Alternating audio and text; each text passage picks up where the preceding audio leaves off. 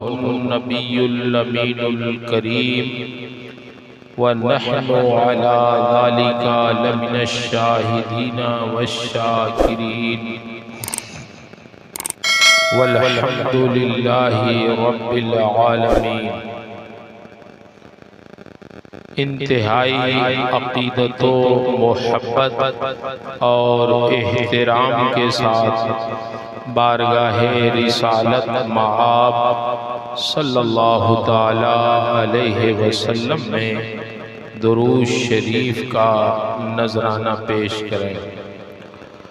अल्लाहुम्मा सल्लि अला सय्यिदिना व मौलाना मुहम्मदिन मअदनिल जूदि वल करम व आलिहि व बारिक व सल्लिम सलातन व सलामन अलैका या रसूलल्लाह। दूर दराज और करीब से उर्स की तकरीब में हाजिर होने वाले तमाम ज़ायरीन, आपके आने का खैर मक़दम है। अल्लाह ताला आपकी हाज़िरी को कबूल फरमाए और उर्स के फैज़ से आपको हम सबको फैज़ याब फरमाए। अल्हम्दुलिल्लाह, मिंबरे नूर पर आप देख रहे हैं साहिब सज्जादा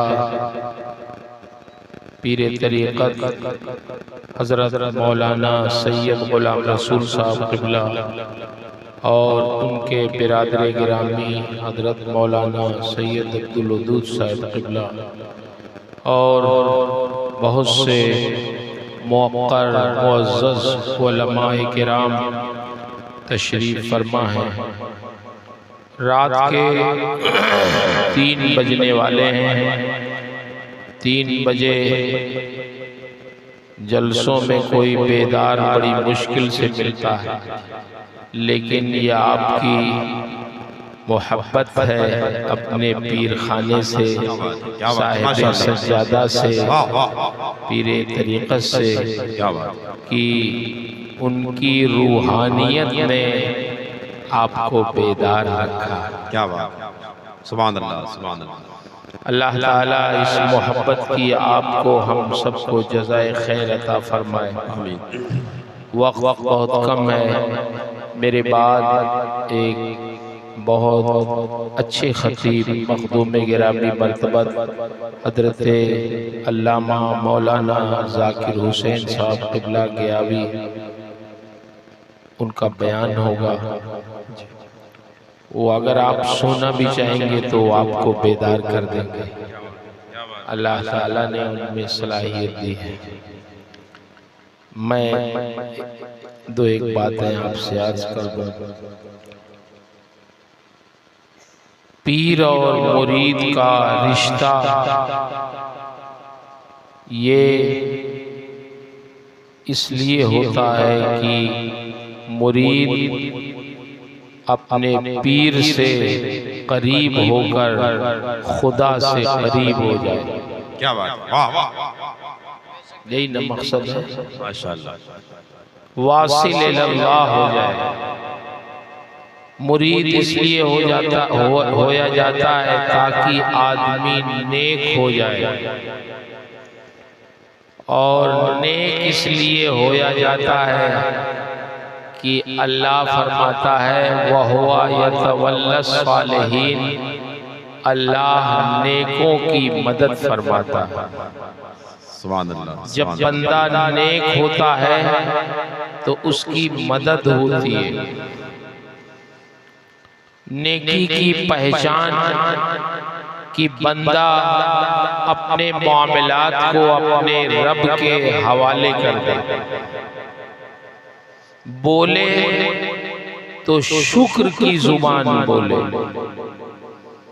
हमारे यहाँ शुक्र की जुबान कम बोली जाती है। किसी से पूछिए कैसे है, ठीक है, ये भी एक जवाब है। लेकिन जब कोई पूछे कैसे हैं तो कहिए अल्हम्दुलिल्लाह। जी, ताकि अल्लाह का शुक्र भी हो जाए और पूछने वाले का जवाब भी हो क्या जाए। बात है, सुभान अल्लाह, सुभान अल्लाह। कभी कभी हमारे जो तलबा है वो भी भूल जाते हैं कैसे बोलना चाहिए। कभी कभी जलसों में या इनामात वगैरह के मजलिसों में हमारे उलमाए किराम को लोग बुलाते हैं, आपके हाथ से इनाम बांट दे, सनद बांट दे। तो एक मदरसे में एक आलिम को बुलाया, तो बैठे तकरीबन 250 उलमा थे, उनको सनद देनी थी। तो पहले जो आलिम आए सनद लेने, इन्होंने सनद दिया, इन्होंने सनद लिया, आगे बढ़ो। तो उन्होंने कहा इधर आओ, इधर आओ, चलो ये सनद वापस कर दो, चलो चलो सनद दो वापस करो। कहा क्या बात हो गई? अरे अल्लाह के बंदे, इतनी बड़ी सनद दिया तुमको, तुमने अल्लाह का शुक्र भी नहीं अदा किया और न यही कहा कि जज़ाकल्लाह। क्या बात, जज़ाकल्लाह भी नहीं कहा, तो तुम इस लायक नहीं हो कि तुम्हें सनद दिया, चलो वापस। तो फिर खैर माफी मांगा उन्होंने, तो दिया, तो जज़ाकल्लाह कहा। तो उसका नतीजा ये हुआ कि जितने भी बच्चे आए और तालिब इल्म, सबने कहा जज़ाकल्लाह, सनद लिया, जज़ाकल्लाह। तो जब आपको कोई चीज दे कोई अल्लाह का बंदा, तो उसके जवाब में क्या कहेंगे? बोलिए। लोग समझते हैं जज़ाकल्लाह सिर्फ तकरीर बंद करने के लिए कहा जाता है। जब तकरीर बंद करना हो तो नाज़िम इजलास जज़ाकल्लाह नहीं, किसी नेमत के मिलने पे भी कोई दे तो क्या कहना चाहिए? जज़ाकल्लाह कहेंगे, जज़ाकल्लाह, अल्हम्दुलिल्लाह। कोई खैरियत पूछे तो क्या कहेंगे? अल्हम्दुलिल्लाह। अल्लाह का नाम किसी न किसी तरह जुबान पे मोमिन के आते रहे, ये शुक्र की जुबान। अपनी जुबान को अपने रब के नाम से तर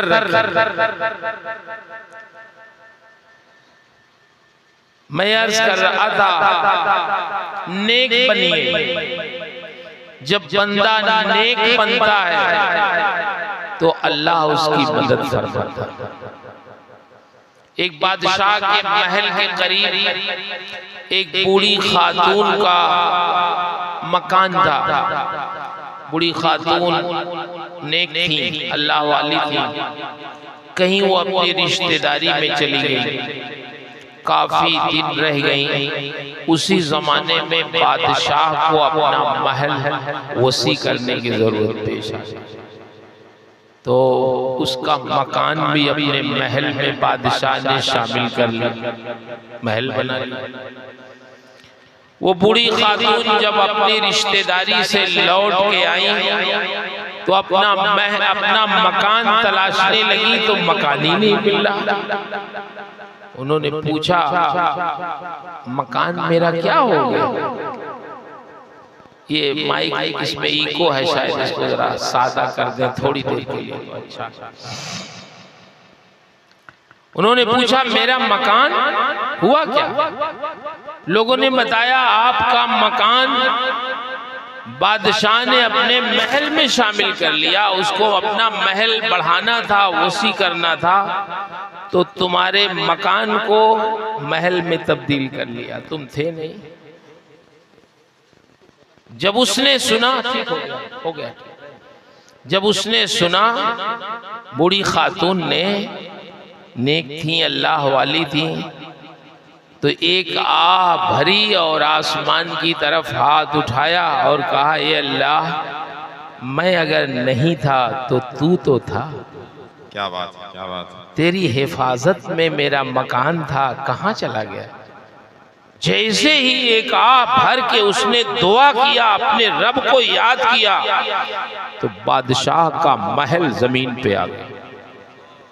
क्यों? अल्लाह अपने नेक बंदों की मदद फरमाता। हम लोग परेशान हैं, शिकायत भी करते हैं कि मदद हमारी नहीं हो रही है। मदद होगी, अल्लाह की मदद बंद नहीं है, लेकिन हमें गुनाहों से बचने की जरूरत है। जब हम गुनाहों से बचेंगे तो अल्लाह ताला बंद दरवाजे भी हमारे लिए खोल देगा। क्या बात, वाह वाह। बोलिए, कुरान पढ़िए, सूरह यूसुफ, सूरह यूसुफ पढ़िए। हजरत जुलेखा ने हजरत यूसुफ अलैहिस्सलाम को बुलाया अपने कमरे में, नीयत अच्छी नहीं थी, और बुलाया तो महल में कितने दरवाजे थे? 7 दरवाजे थे। कुरान की तफसीर पढ़ें, वग़ल्लक़तिल अब्वाब की तफसीर पढ़ें। 7 दरवाजे। जिस भी दरवाजे से हजरत यूसुफ अलैहिस्सलाम अंदर जाते थे, जुलेखा उसमें बहुत बड़ा ताला सरकारी लगवा देती थी कि ये वापस भाग ना पाए। आप मुझे बताएं, दरवाजा बंद हो, ताला लगा हो, आदमी भाग पाएगा? फिर एक दरवाजा नहीं, 7 दरवाजे, 7 दरवाजों में ताले बड़े बड़े। मगर जब अपनी तरफ बुलाया जुलेखा ने, तो आपने फरमाया माज़ अल्लाह, अल्लाह की पनाह, भागे वहां से, हिम्मत नहीं हारे। इसका मतलब यह है कि गुनाह से अगर बंदा बचना चाहे, जिद्दोजहद करे, कोशिश करे, तो उसके लिए क्या होता है? भागे वहां से, मुड़े। कहां भाग के आए? दरवाजे की तरफ। आपको मालूम था कि दरवाजा बंद है, फिर भी दरवाजे की तरफ आए। इसका मतलब यह है कि बंदे मोमिन को कोशिश करना चाहिए, हिम्मत नहीं हारना चाहिए, कोशिश करना चाहिए। आप दरवाजे की तरफ आए तो अल्लाह ने ऐसी मदद फरमाई कि जिस भी दरवाजे के पास आप आते थे, ताला खुल के जमीन पे गिर जाता, दरवाजा खुल जाता था। सुभान अल्लाह। 7 दरवाजे हजरत यूसुफ के लिए खुल गए। अल्लाह ने ये साबित कर दिया कि अपने नेक बंदों की अल्लाह हमेशा मदद फरमाता है। इसलिए आज की उर्स की तकरीब में हम और आप आए हैं, तो आप ये सीख के जाएं कि हमें नेक बनने की ज़रूरत है। हर आदमी अपने बारे में जानता है हम क्या हैं ना? और अल्लाह का करम इतना है कि गुनाहों के बावजूद अल्लाह हमको कितना अच्छा रखता है। लगता है हम कोई गुनाह ही नहीं कर रहे, इज्जत देता है, लेकिन हमें तो मालूम है। इसलिए हम अपने गुनाहों से बचें, तौबा करें। अपने पीर के सोहबत में अगर रहने का मौका मिल रहा है तो उनकी सोहबत से फायदा उठाएं। पीर की सोहबत का फायदा यही है कि बंदा नेक बन जाए। सच बोलिए, झूठ से परहेज कीजिए, नमाजों की पाबंदी कीजिए। सच की बात बताऊं, हजरत शिबली हजरत जुनैद बगदादी के मुरीद थे और भांजे भी थे। शिबली हजरत जुनैद बगदादी मामू थे, पीर भी थे अपने हजरत शिबली के। हजरत शिबली ने खलीफा के खिलाफ कोई बात कह दी तो खलीफा के सिपाहियों ने उनको दौड़ाया, तो हजरत शिबली वहां से भागे और देखा कि हमारे मामू पीर साहब घर के सामने बैठे हैं, तो अपने पीर के घर ही में घुस गए, छुप गए। सोचा पीर साहब के घर में छुप जाएंगे तो बच जाएंगे। पुलिस आई, हजरत जुनैद बगदादी से पूछा इधर शिबली आए हैं भाग के, आपने देखा है? तो पीर साहब ने क्या कहा? हाँ, हमारे घर में छुपे हुए। उन्होंने कहा हाँ, शिबली हमारे घर में गए हैं, छुपे हुए हैं घर में। पुलिस आई, तलाशा, मगर हजरत शिबली नहीं मिले। चली गई तलाश के। अब हजरत शिबली निकले तो पीर साहब से कहा इसीलिए आपके घर में छुपे थे कि आप पता बता दें? छुपे थे इसलिए कि आप कुछ भरम रखेंगे? आपने तो साफ साफ बता दिया कि हाँ, शिबली छुपे हुए हैं हमारे घर में। अब पकड़े जाते तो अल्लाह ने बचा दिया। तो पीर साहब ने कहा अल्लाह के बंदे शिबली, ये जुनैद की सच्चाई की बुनियाद पे आज बचे हो। झूठ बोल देते तो हम भी रुसवा होते, तुम भी पकड़े। तो सच बोलिए, हम सब लोग सच बोलें, नमाज की पाबंदी करें। नमाज हदीस शरीफ में आया है,